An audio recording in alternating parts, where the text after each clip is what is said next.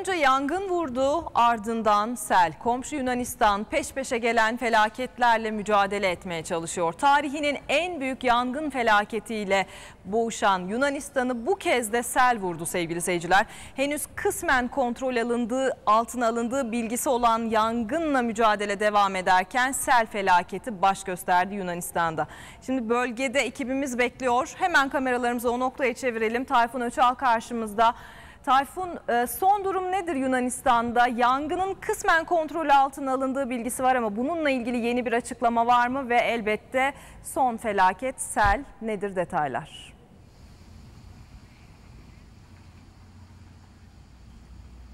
Önce şunu söyleyelim, 85 ölü rakamı dün açıklanan resmi rakam, onda bir değişiklik yok. Bu iyi haber sayılabilir çünkü ölü sayısı dün özellikle her saat bir kişi daha artmıştı.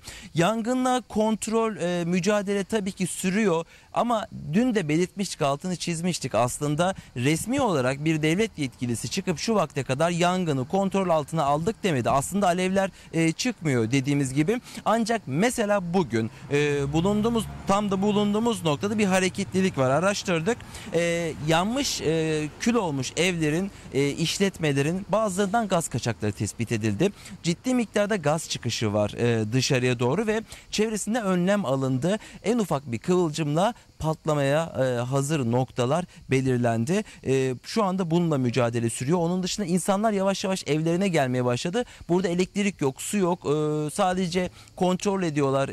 Az hasar olmuş evlerde ne var ne yok diye. Yapacakları başka bir şey yok. Sivil ekipler de resmi ekiplere yardımcı oluyor. Ve tabii ki bu felaketin sorumlusu aranıyor. En son hükümetten bir bakan, savunma bakanı suçlu olarak buraya, orman içine ev yapan evlerin sahiplerini gösterdi. Bu açıklamada ayrıca bir infial yarattı. Bugün hükümet 17'de, saat 5'te olağanüstü toplanacak ve önemli kararlar çıkacak muhtemelen. Biz onları da açıklayacağız. Sel felaketine gelirsek, dün özellikle Atina'nın kuzeyindeki merkezi semtleri hedef almıştı. Evleri ve iş yerlerini su bastı. Bir otoparktaki tüm araçlar denizde yüzer gibi birbirlerinin üstüne binmişti. O araçlar kaldırıldı. Evlerdeki sular da çekildi. Sel felaketinin yaraları daha hızlı sarıldı diyebiliriz.